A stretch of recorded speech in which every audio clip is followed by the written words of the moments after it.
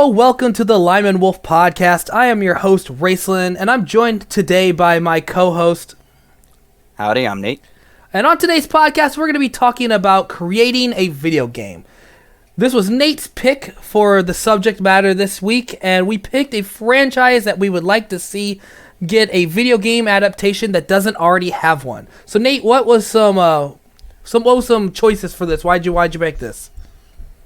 Yeah, just one of the things we like talking about is our favorite video games and what stuff we like. So I figured there'd be a good combination to combine our love of video games to franchises we'd like to see get video games.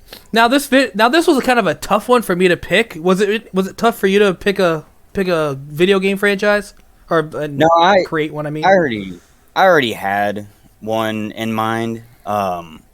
And it's the one I'll be talking about. Plus, just in case you picked this one, I had come up with a couple others.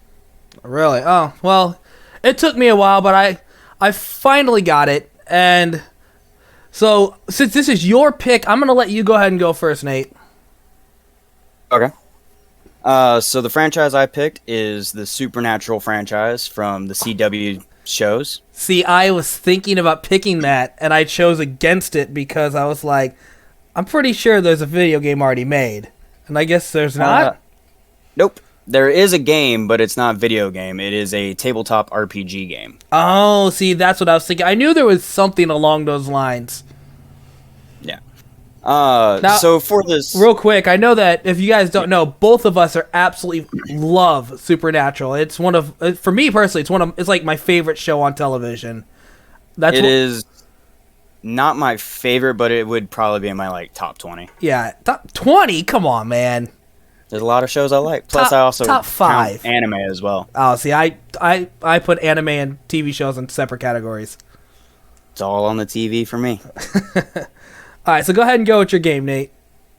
All right, so as I said, the franchise itself is Supernatural, but it is the set in an alternate universe, considering they introduced the multiverse fairly, I wouldn't say super early into the franchise. I can't remember what episode it was that they came into our reality. That wasn't early. That was way late. That was towards the end of the series. No, there was an episode where they literally came to our reality on set of Supernatural. Okay, that was more midway through the series then. That was season 6. That's what I'm saying. I don't think it was super early, but it wasn't super late either. I'm pretty sure that is season 6, and that's the literal midway point between between season 15. All right, so dead center in the series then. Yeah. Anyway, it's set in an alternate universe similar to that, but in this alternate universe, the only thing that has really changed for the Winchesters is that they have not fought God or the darkness. Spoilers if you haven't seen Supernatural. Yeah, well, yeah. There's not really any way around that. Yeah. You're going to be talking about a game about the series. Exactly. So the premise will be that you don't play as a Winchester. You create a character within the Supernatural world. I knew that was coming. Well, yeah, but that's mainly because Sam and Dean, I don't really want to play as them in a video game. I would want to meet them. I think it would be a great way to, cameo them in a way. But I would want them to be more like the heroes that your character looks up to, which they are to a lot of hunters in their universe. So are you creating basically a custom hunter? Yes. Okay. So real quick, the base mechanics for the game will be inspired by games like GTA, Saints Row, Elder Scrolls, Mass Effect, Sunset Overdrive, stuff like that. So basically customizable open world games. Yes. So from Mass Effect, we'll be taking the idea that when you're creating your character, you can basically create their whole background from the beginning. So your character, you're creating a backstory, basically. Yeah. So for this one particularly, you'd be picking the backstory of how your character becomes a hunter. Oh, that's pretty cool. Yeah, if you don't know in the series, every time they meet a new hunter, some tragic backstory that got them into hunting. It's never dude, that looks fun. There's vampires to kill. It's like, they killed my wife and child. They murdered my whole family. Yes. But I will say that in my head, one of the backstories, or two of the backstories, one would literally be they saw a hunter, thought they were cool, and wanted to act like the hunter. Like, there was no tragedy. It was just them fanboying it out. I picture that's the background for Garth. Kind of, like... We don't really know why he got into hunting. No, we don't. But we do... He does have kind of a tragic, like... Later on. Yeah. So, and the second background that has nothing to do with tragedy is similar to the preppy Sam and Dean. I always wanted something to happen with them. It was like the family business kind of thing. Like, our father made it into a business that made us rich. So we get paid to go hunting. You don't get paid? Yeah. So that those two specific backgrounds are ones in my head, while the others, yes, they would be tragic kind of backstories. All I picture is like you meeting the preppy Sam and Dean and the regular Sam and Dean, and you're just like, wait, what the hell is this? Like, exactly, Dean, right? what do you? Sam, you have a man bun. What is happening? Exactly like what happens in the series, right? Like, so, and then you're obviously, since you're creating a whole new hunter, there's going to be character customization. So it'd be like picking the face, body type, clothing, stuff like that. Kind of like Elder Scrolls style character customization. Now, real quick, you said this is before they, again, spoilers, if they haven't fought God or the darkness. So how far along in the series are we talking? Pretty much up to the point where God reveals that he is the big bad. Okay, so we're talking like season 10, something like that. Where there's 5 seasons left. Yeah, in terms of timeline-wise. Now, are we talking we've already gone through, what are those called? The Leviathans and all that stuff? Yes. So the world will have all of the monsters they've introduced up to the point where they pretty much ignore monsters entirely to go against the darkness or God. So basically, you just no big bad, just you could fight everything else. Can you fight Lucifer and stuff like that? So you don't really fight Lucifer himself, but you do fight demons. Okay. And I'll actually get more into that with one of the features I have for the game. Cool. So you'll be able to switch between first and third person, just like in Elder Scroll games. Cool. I like that. And then, so one of the things I really like about this is, as any fan of Supernatural knows, death is not exactly a permanent feature for Sam and Dean. No, he actually likes fast food restaurants. Yeah. So one of the aspects of Sunset Overdrive that I love is the death animations, where when you die in Sunset Overdrive, you come back in some pop culture reference style reanimation. You mean like an emote style, or like your character would die and then a coffin would rise from the grave and your character would walk out like he's a zombie or a mummy or something. Oh, gotcha. Okay. But there's a bunch of them that. Cool, that's cool. So for this particular game, where your character makes a deal with one of the Reapers, some unknown Reaper, not Billy or Death or anything like that, but an unknown Reaper that you get to meet later in the game or something, or maybe even at the beginning game as you make a deal with them. And every time your character dies, that Reaper is the one that shows up to bring you back to life because you have a deal with them. That sounds interesting. That's how I get through the whole you can die in the game but you just keep coming back kind of thing. Okay. And each time you'll have special interactions with your Reaper so it's not the same old boring loading screen and whatnot for your death animations. Huh. That does sound pretty cool. So another feature for it would be a point system. Are we talking about skill points? Huh? You talking about skill points and stuff? So, kind of. I'm talking more point systems on keeping track of what you do. Okay. But they're going to actually affect your character.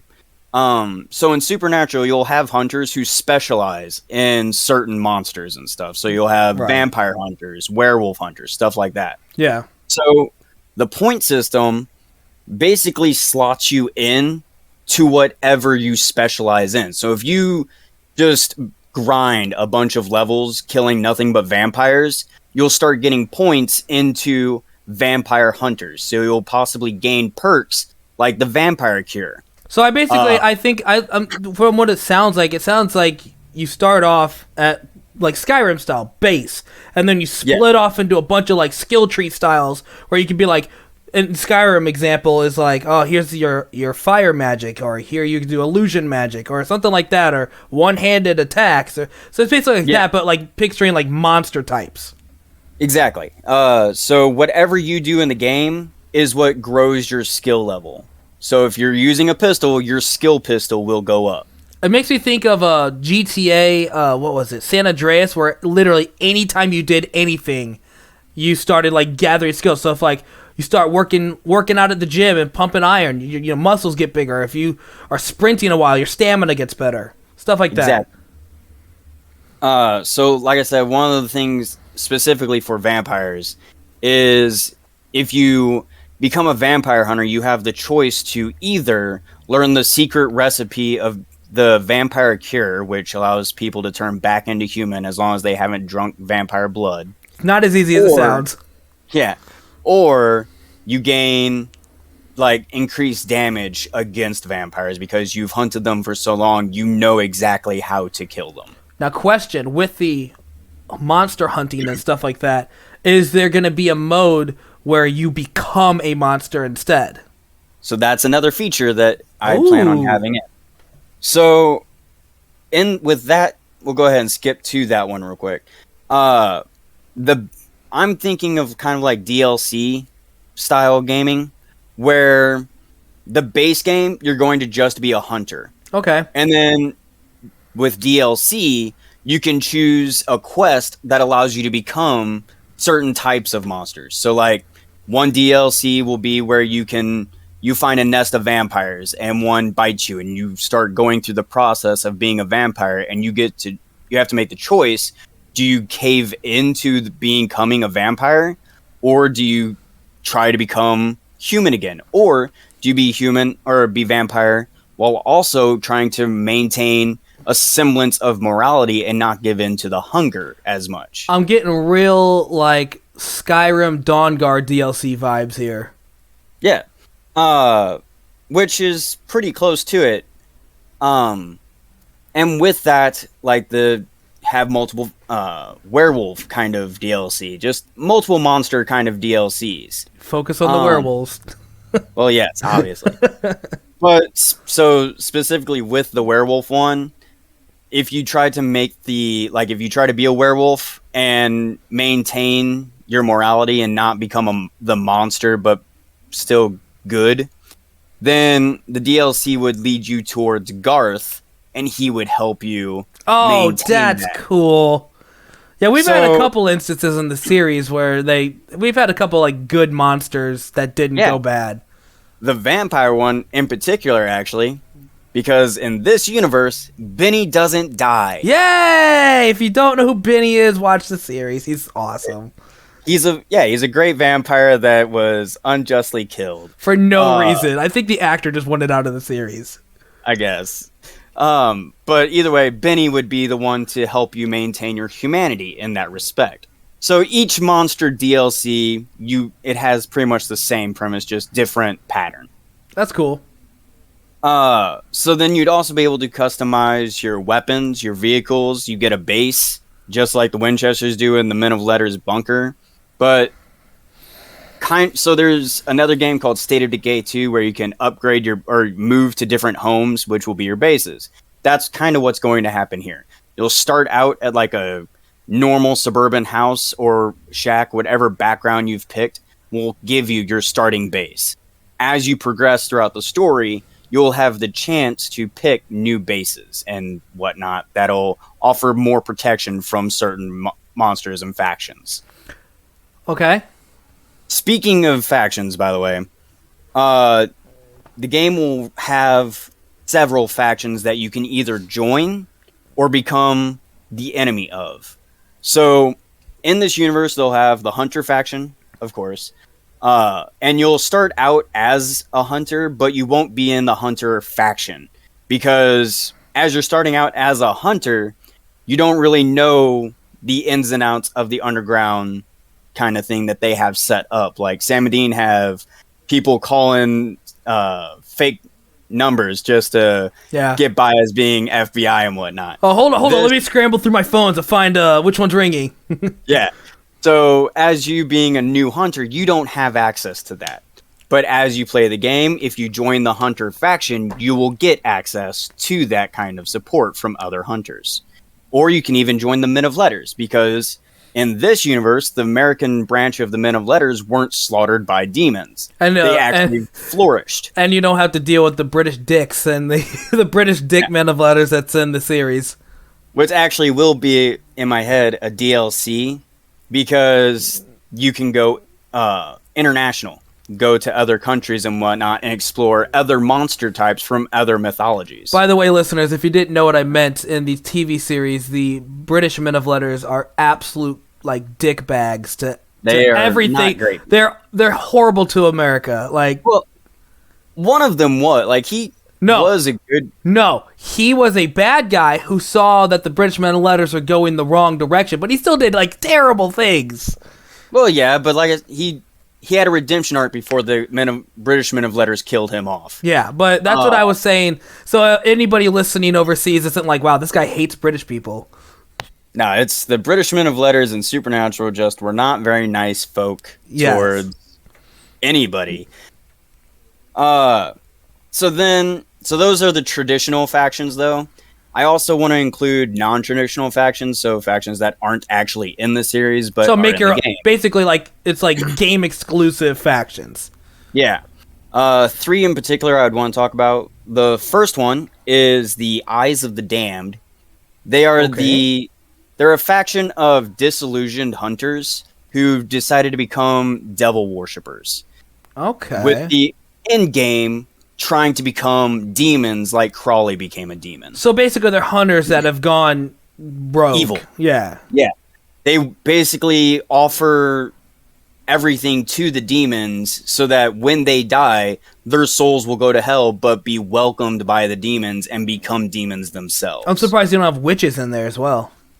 Witches are probably a good faction. I would want them in there, but they're not part of the 3 that I've thought of right now. Oh, see, I think it would be really cool to have like a witches faction, like have like the female hunters that go rogue and want to like basically more power, kind of like Rowena, and then have them that would make your hunter go off and train with Rowena, and then you'd have to interact with Sam and Dean and stuff like that, with like them trying to stop you and stuff like that.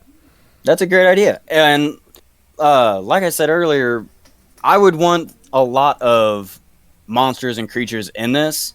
So yeah, definitely having a witch faction would be perfect. That would be such a cool playthrough, because like with these type of games, I always play through them multiple times with multiple different like skill trees and play styles, and having a play style where you literally go evil and have to fight Sam and Dean, that would be crazy. Yeah. Well, I'd be afraid to fight Sam and Dean. They always find some way to pull it off. Yeah, but they don't have plot armor in this series, so they might. They might. Never know. You never know.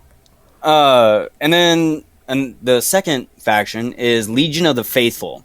They're basically the exact opposite of the Eyes of the Damned. Instead of worshiping devils, they follow the angels. But they're also not hunters. These are people who have dedicated everything since medieval times to being hosts and vessels to angels. It sounds like the Templars from Assassin's Creed. Sort of. I don't know. I don't know much about the Templars to know that they sacrifice themselves to. They did whatever it took to get power. Okay. Well, so these guys aren't all about power, though. They are literally just, we want to help the angels do whatever. Their end game was already thwarted by Sam and Dean by the apocalypse not happening.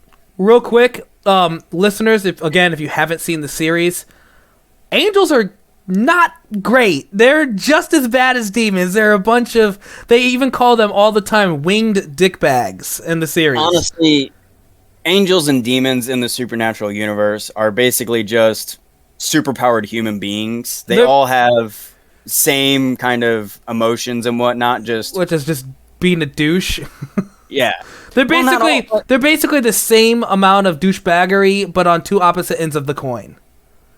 Well, also, like I said, they're basically like humans with superpowers, because you have humans who are douchebags too. That's true. But you also have humans that aren't, just like angels. You have ones that aren't and ones that are. Like Castiel. Yeah. Or, what's his name? Zachariah's really evil. Yeah. Michael, he's great. No. You talking about Gabriel? Gabriel was also a good one, but I was thinking of the one that was super sarcastic to them all the time and was against them changing time. Balthazar, yeah. He wasn't too bad. He was just sarcastic. He was kind of a dick, though. He was sarcastic. That's kind of like normal, though. Yeah. Same with demons, though. Demons also aren't like all Meg. evil. Look at Meg. Yeah. They just are just another faction within the supernatural power struggle. That's true. So the Legion of the Faithful they want to do services for the angels, and they willingly give themselves up to be hosts and vessels to angels, since angels require actual consent for them to be able to come to Earth. Yes, you have to. The hosts in Supernatural have to say yes in order for an angel to possess them. But that doesn't mean that they don't use trickery to get them to say yes. Yeah. Because look at Lucifer. He literally like showed his family getting slaughtered. He slaughtered his family and then was like, "You have nothing. Why even bother living? Just say yes to me and I can give you what it takes to bring your family back." And he's like, "Yes, Lucifer, take me." And then he's like, "Psych, tricked you. I'm now yours." Ha ha ha ha ha. Yeah. Angels are definitely not above using your lowest point to get that yes. Look how many times they tried to trick Dean to become his vessel. Oh yeah. Well, yeah. I've always wondered who was Gabriel's vessel. That is true.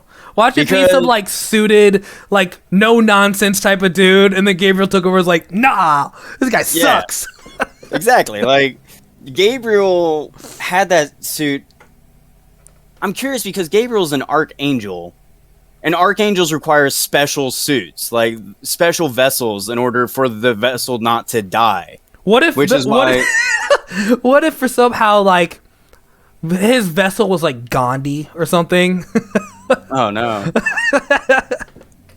Okay, so the third faction is called the Sympathizers. And the Sympathizers are the neutral faction, where they're hunters and monsters who are trying to work towards peace between all. They understand that not everyone is redeemable, so they aren't above killing people or killing monsters.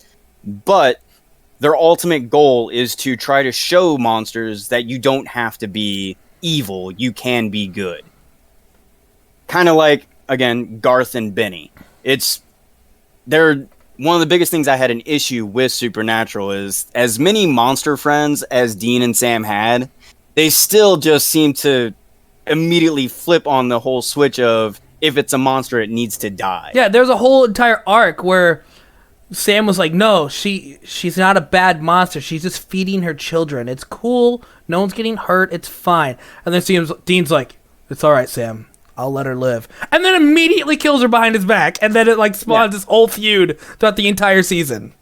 They did that multiple times in the series. Benny getting killed because Sam didn't trust Benny and sent another person to go kill him. Yeah, bunch of different examples. The Britishman letters did the same thing to them with a werewolf girl. There's a lot of things that happen.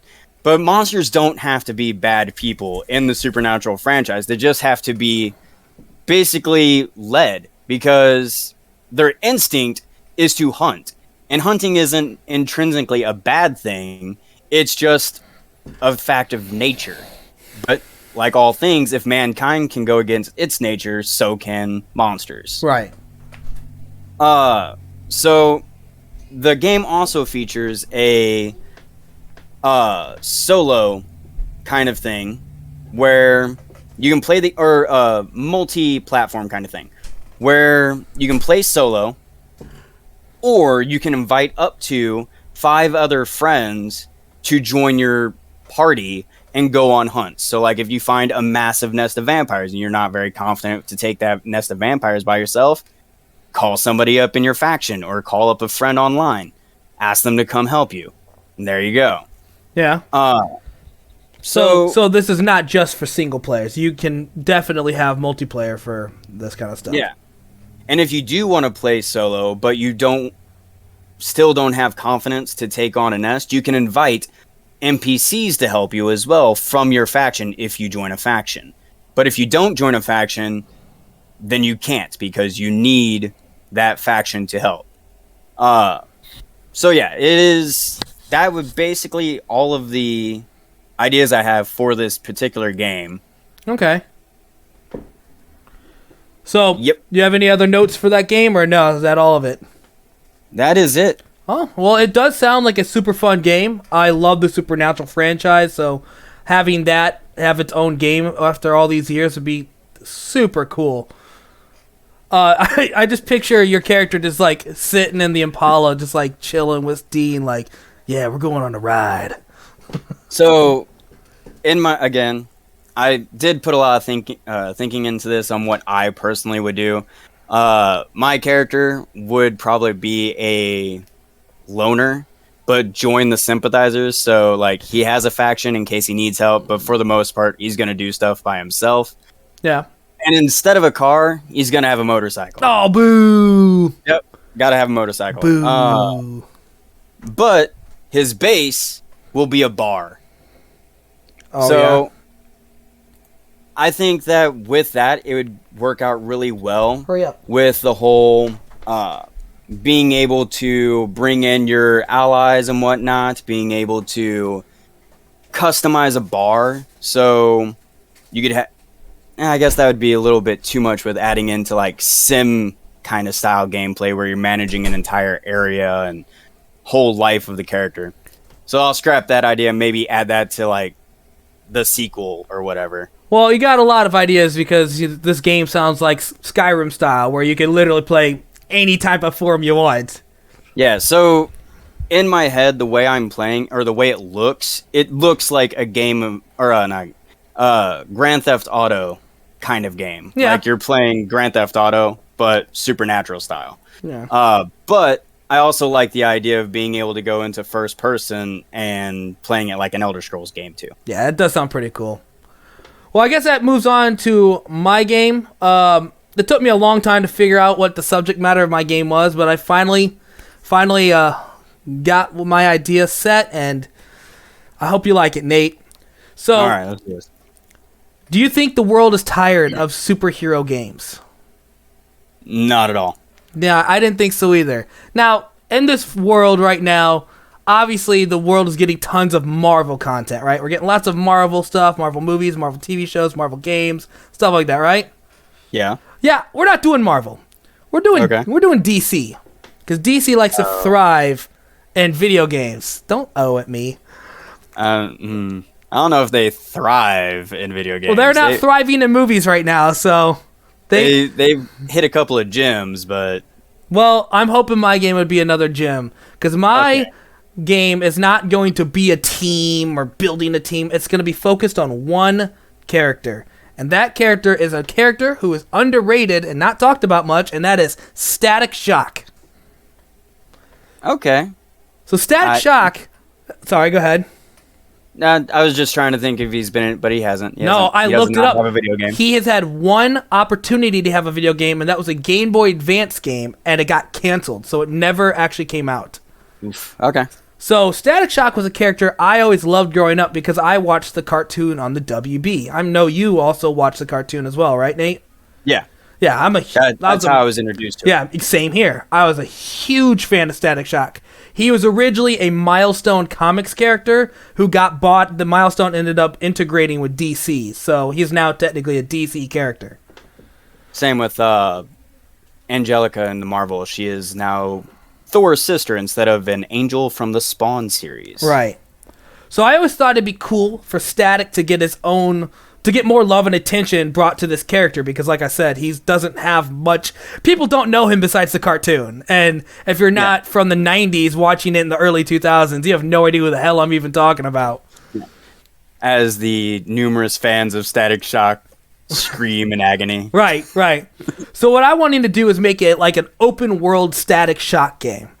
Like straight up open world. You have missions and stuff. Like, those Spider-Man games. I was just about to say, I picture this game playing along the lines of like the PlayStation 4 Spider-Man game mixed with the style of Infamous. I know you've never played that, but in the Infamous series, your main character controls lightning, and they integrate it really well in the game. So kind of combine those two styles and make it Static Shock.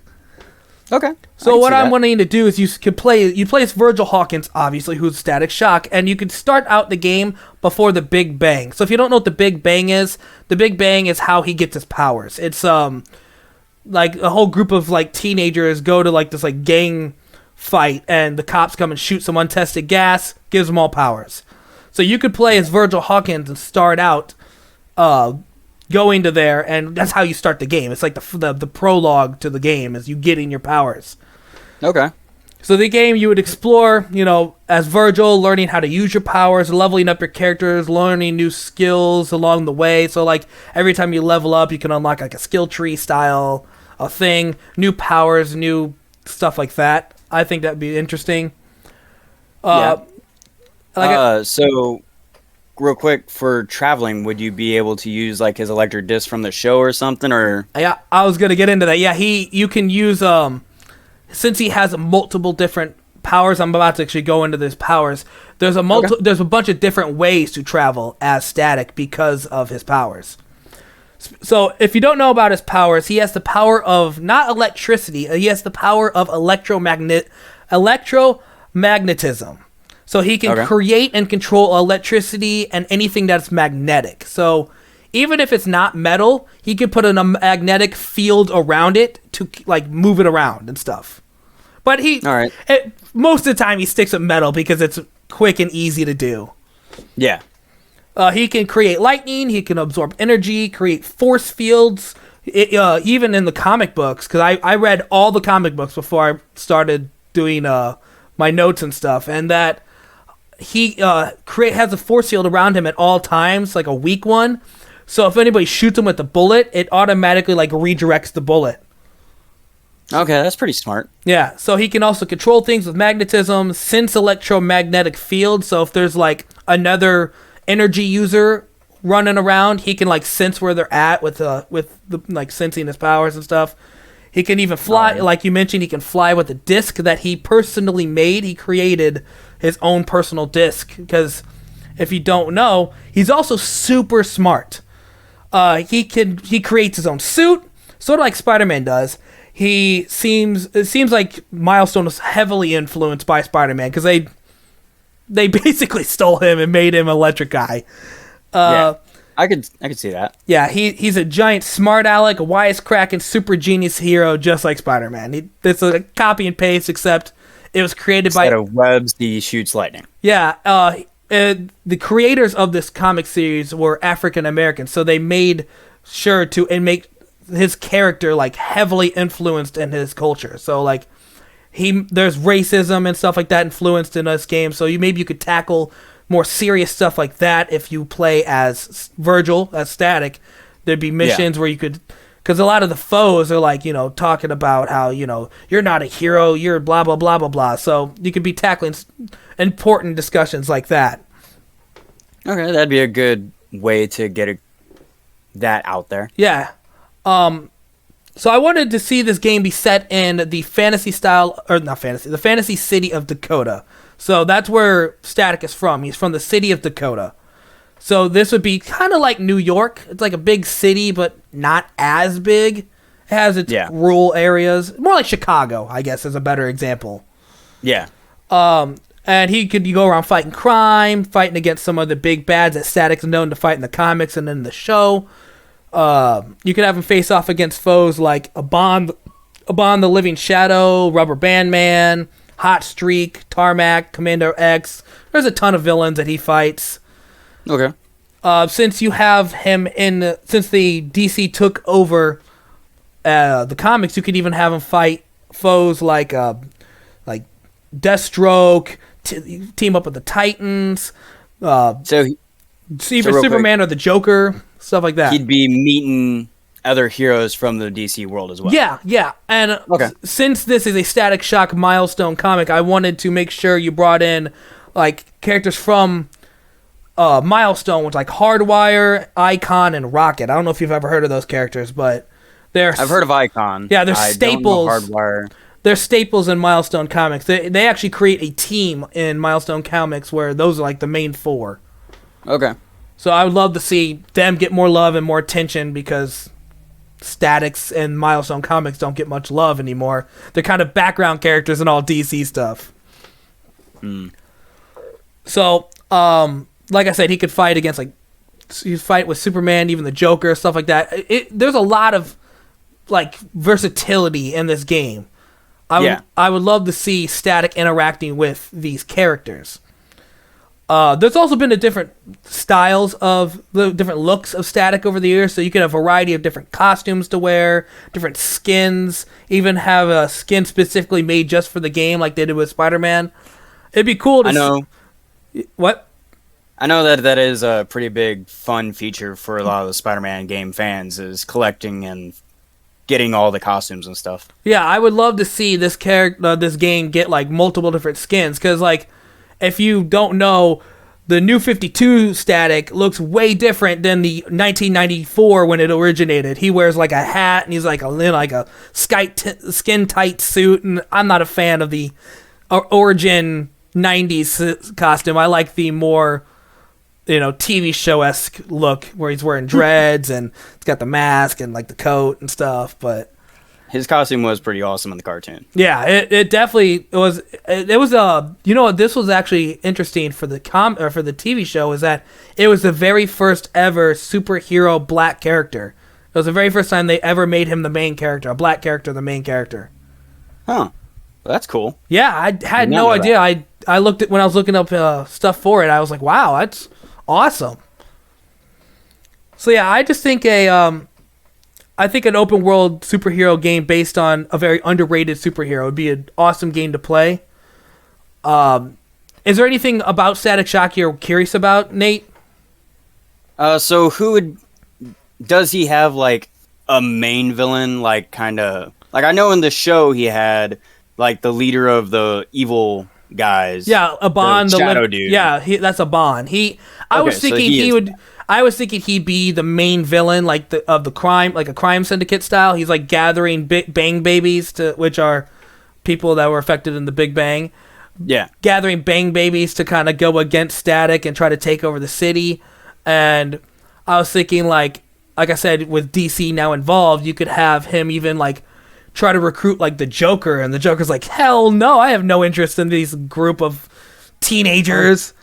Is Batman involved? I think not. I don't care about that. Well, and so in the comic or in the TV show, Static actually meets the Justice League, so it could have a small little like a little cameo of like Batman showing up, and Static be like, "Oh my God, it's Batman!" And Batman's like, "Oh, I thought it's been a long time since I've seen the show, but isn't like Batman Beyond when they did like the future Justice League kind of thing? They be a part of it. So Static and the Batman Beyond series is an adult. It's not the same one from the show. It's like it's in the future. Yeah, because it's literally like 40-year-old Static. So, but yeah, he's like a member of the Justice League in the cartoon. Okay. But yeah, I think it would be cool. You could have him do like, since he's a teenager, he's like 16 years old. It could be along the lines of like Bully, where you still have to go to class and still have to like try to maintain a schedule, and then go around and maybe something like that. I don't know. I don't know if a schedule would be kind of annoying. Attend classes, try to manage your superhero life and your teenage life. Exactly. Okay. But it would be cool because he is a super genius. So maybe you could like work with your best friend Richie from the TV show where he becomes Gear.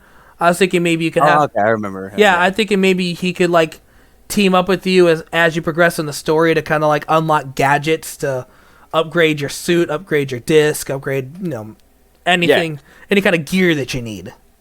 I think it has a lot of potential. Like you said, with the powers, as you progress through the storyline and level up and whatnot, you can unlock the potential of his ultimate powers and whatnot. So yeah, overall, I think this sounds like a pretty good, solid superhero game. Yeah, I wanted it to run like movement wise along the styles of the Spider-Man 4 game or Spider-Man PS4 game, but power wise, I just picture it working better like Infamous because that game is literally centered around you using electricity. Yeah. If anyone is wanting to get into the Static Shock comics, I recommend New 52. It is the closest to the TV show, and it really shows his intelligence and how much of a smartass he is. So, if you're wanting somebody more along the lines like the cartoon, I recommend going with New 52. Okay. But yeah, I might look into that actually. Yeah, that's basically what I was wanting is just an open world new underdog hero to take over as like the main character of a video game. Yeah. We've definitely had a lot of Spider-Man and Batman kind of video games. There's how many Justice League games have there been? How many Spider-Man games? Even like Batman has how many games now? Like 7, 8, 9, something like that. Yeah. His the Gotham Knights thing with the Bat family. I don't think Batman himself is in it, but yeah. No, he's dead in the game, quote unquote dead. He's not dead. Yeah, the Bat family definitely gets a lot of hype. And now Marvel, there's like Spider-Man's got a bunch, X-Men's got a bunch, Avengers has its own game, Guardians has its own game now, and this would be one of the few like black superhero main focused video games too. True. I just think I just really want it to happen, man. I just love Static Shock. He's one of my favorite DC characters of all time. Well, it definitely sounds like a solid game idea in my opinion. Yeah. So now actually I want to get to something. We actually have comments on our Facebook group. So I wanted to read some comics. We have James here who commented that hold on.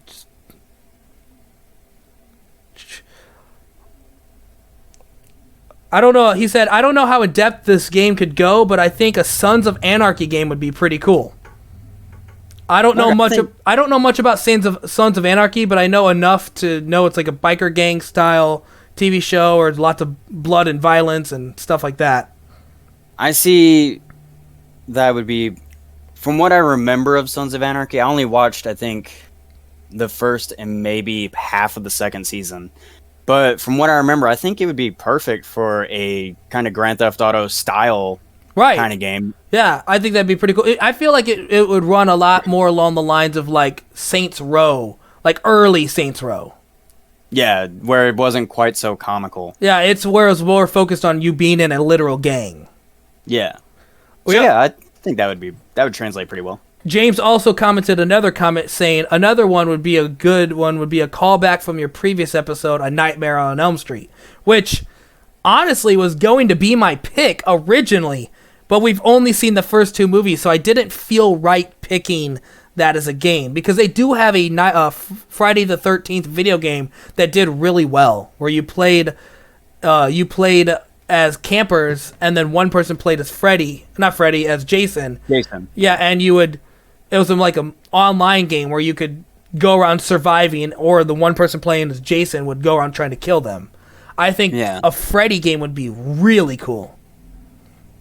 While I do like the out-of-the-box idea, I would be interested to see how it was developed.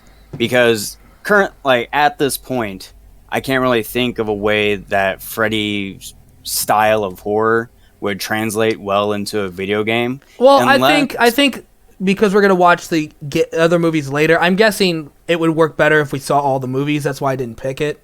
Yeah. So, just off the top of my head, I would say, and it would be like you wouldn't be able to play as Freddy, he would have to be the bad guy, which is a very interesting idea because not a lot of video games focus on the antagonist instead of the protagonist. I don't know, man. If people want to play a Freddy game, I feel like they want to play as Freddy. I don't know. Well, yeah, people probably would, but like in my head, I'm imagining like each game would basically be like a Freddy movie where, yeah, you're rooting for the protagonist, but you're here to see Freddy. I guess. Anyways, if anybody wants to comment or leave any comments like James did, you can go to our Facebook group, which is the Lyman Wolf Podcast on Facebook, and I'll leave a link to it in the descriptions and stuff like that. But go ahead and join up and leave comments, and you can even suggest topics for us to talk about and stuff. And we'd love your feedback. Yeah. So I think that's going to be it for the podcast. You got anything else to say for the podcast, Nate? Just thanks for listening in, and hope you guys are having a great time. I agree. If you are interested in content, you can also check out my Linktree, which shows all of my other accounts. If you like this, please think about liking and subscribing. If you're interested in talking about the upcoming topics, please join us on our Discord and Facebook page, which are in the Linktree in the description. And we'll see you guys on the next podcast. Thanks for listening.